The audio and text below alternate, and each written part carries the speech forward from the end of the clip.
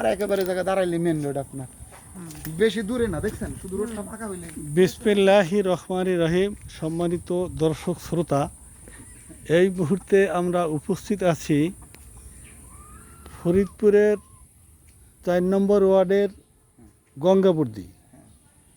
আমি যেখানে দাঁড়িয়ে কথা বলছি, এখানে এই জায়গাটা হলো আমাদের একমাত্র ভাতিজা ফয়সাল আসিফের জায়গাটা। এই জায়গাটা আমরা দেখতে আসছি, অত্যন্ত আগ্রহ ভরে আমরা দেখতে আসছি। গ্রামের প্রাকৃতিক সৌন্দর্যের মধ্যে এত সুন্দর একটা জায়গা আপনারা নিশ্চয়ই দেখলে খুশি হবেন। এখানে কিন্তু এই কিছু খালি জায়গায় সে কলার বাগান করেছে। দেখেন কত সুন্দর কলার বাগান, এবং এটা কবরি এবং সবজি কলার গাছই বেশি। যে আপনারা দেখতে পাচ্ছেন ছোট্ট একটা গাছে, এইটা সম্ভবত এইটা সবরি না, এইটা সম্ভবত ওই যে বাংলা কলা যেটাকে বলা হয়, দুধ দিয়ে খেতে মিষ্টি লাগে। এটা কিন্তু পরিপক্ক হয়ে গেছে।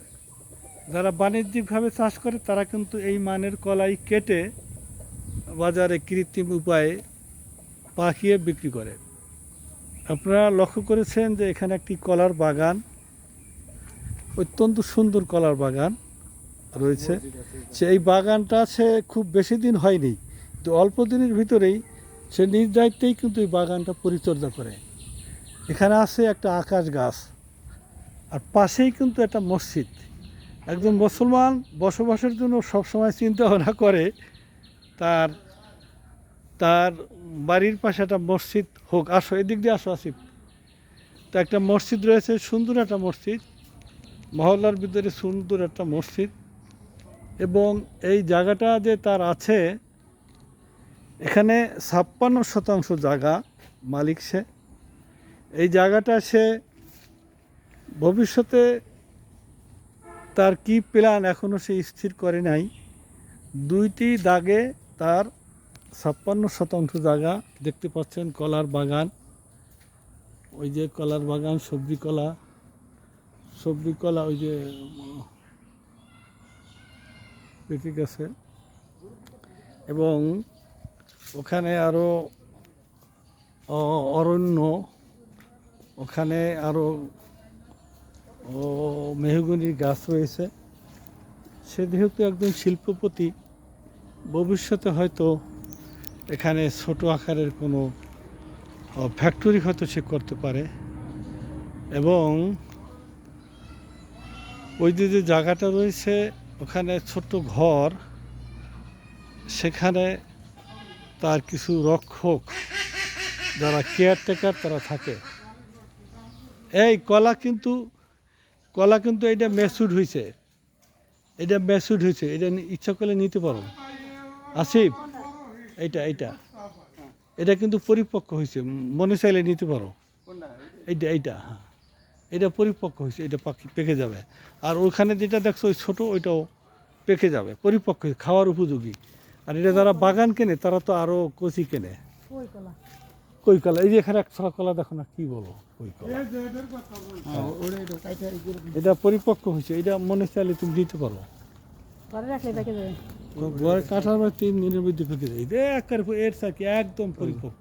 ওই যে ওই দুইটা এটা ব্যবস্থা গাড়িতে নিয়ে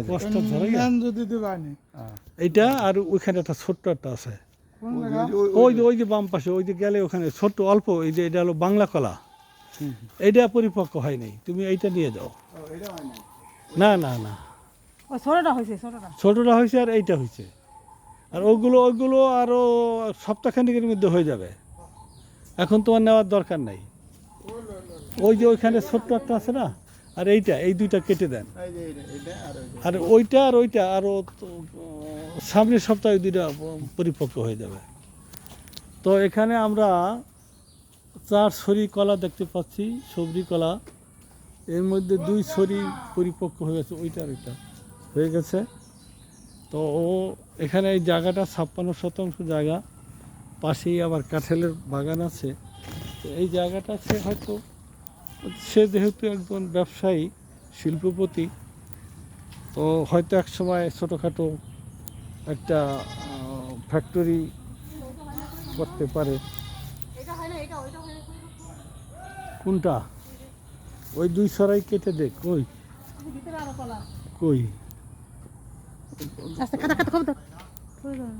এইটাও কাটতে পারে, হ্যাঁ এটাও কাটতে এটা পরিপক্ক হয়ে গেছে না? হ্যাঁ। আমি তো তাই দেখতেছি। ওটা একটু দেখাই দাও, আসি কেটে ভাই নিয়ে দাও। এটা পরিপক্ক হয়ে গেছে।